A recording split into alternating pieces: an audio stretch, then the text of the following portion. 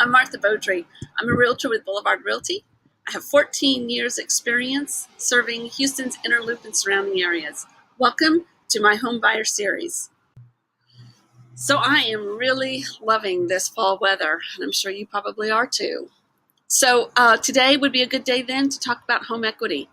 So I know if you're renting right now, you've probably had a lot of people, family, friends, tell you, hey, all you're doing is paying for somebody else's mortgage.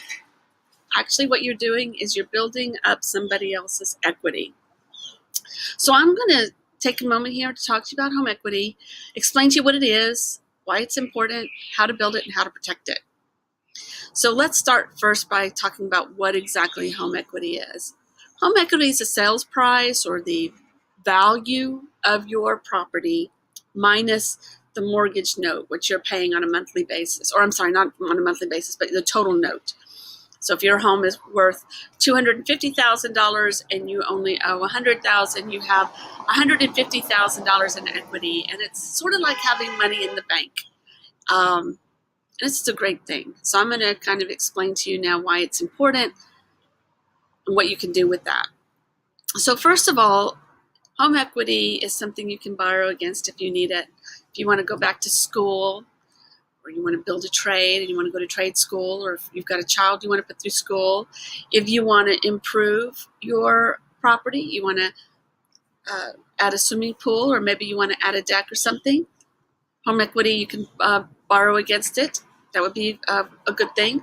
Or if you want to get a second home, an investment property, you can borrow against the equity in your current home.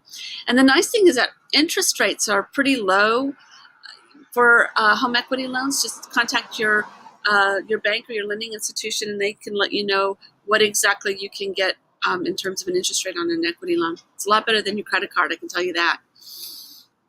You can also use it as a down payment on your next house.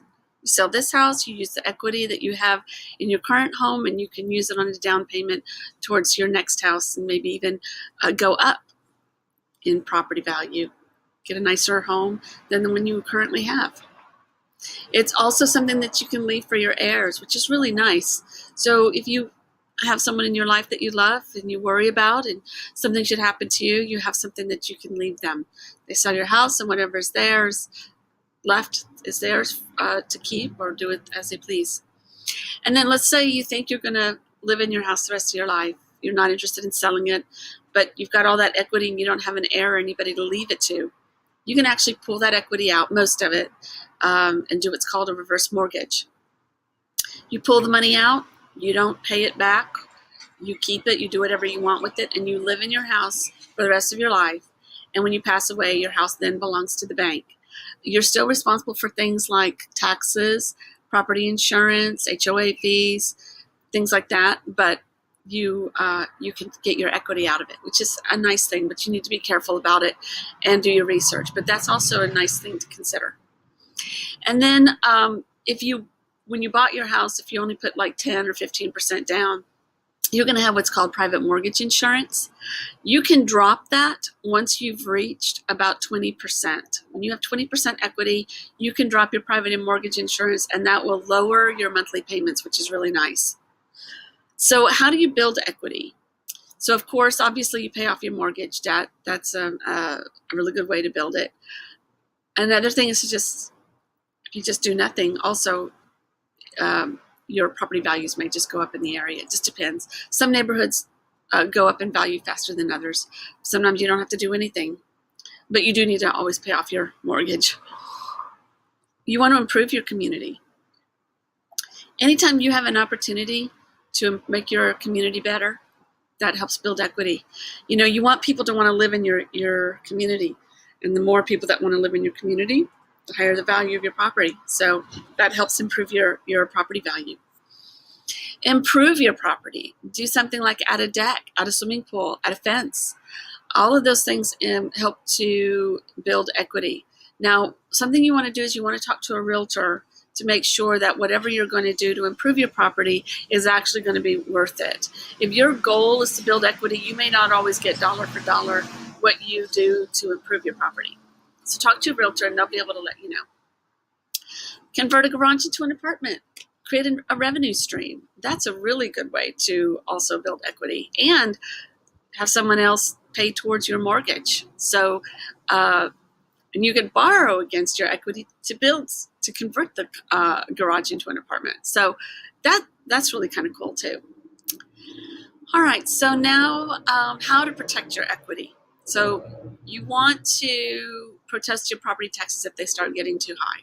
Now, make sure you talk to a realtor before you do this, because if it turns out that your home value is pretty high, and even though your property taxes are going up, the property taxes are still not nearly close to what your home value is, you may want to rethink protesting your property taxes. HCAD has realtors on their board. So if they're looking at your protests and they do their research and they find out, wow, maybe we're not taxing them enough, you don't want that to happen. So make sure you talk to a realtor first.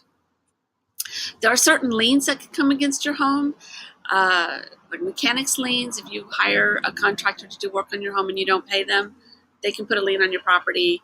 There are some other debts that can be attached to your property. You want to make sure that you take care of your debts. And if you get sued, a judgment can be a lien against your property as well. So just keep those things in mind, because those are things that can eat up your equity. Deferred maintenance. You know, if something comes up that needs to be repaired, repair it as quickly as you can. Don't let it build up. Don't let it fester. There's a thing called opportunity costs, and I'm going to explain this to you when you go to sell your house. If you have a buyer that wants to buy your house, that you've negotiated a great deal, and then they have an inspection done and there's repairs that need to be done, and you have to renegotiate the sale price for this, you're not going to be able to really negotiate dollar for dollar. So here's, for example, you have a buyer that wants to buy your house and they have money saved up for a down payment, they have money saved up for closing costs, and they have money saved up for a trip to Italy. But now they want to buy your house and they're going to have to dip into their vacation funds to do work on the house.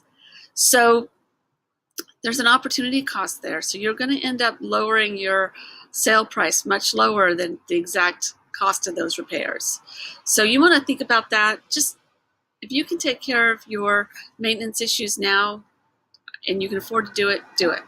If you have to borrow against your equity to take care of it, it still might be worth it to do it that way as well, instead of waiting until you go to sell your house.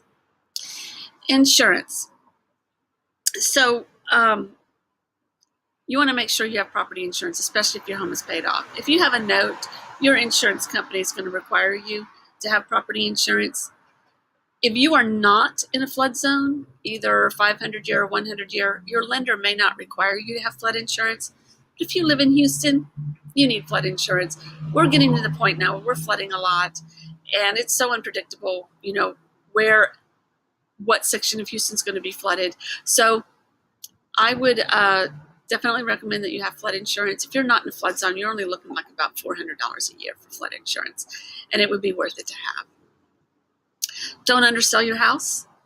You want to make sure that when you go to sell your house, you have a realtor that's going to do the best that they can to make sure that you get the highest amount for your home, so your equity is protected. And when you go to buy a house, you want to make sure you don't overpay for it. So make sure you've got a realtor that does their research, that really understands the neighborhood and how to make sure that the property that you're purchasing and the offer that you make is the right offer to make.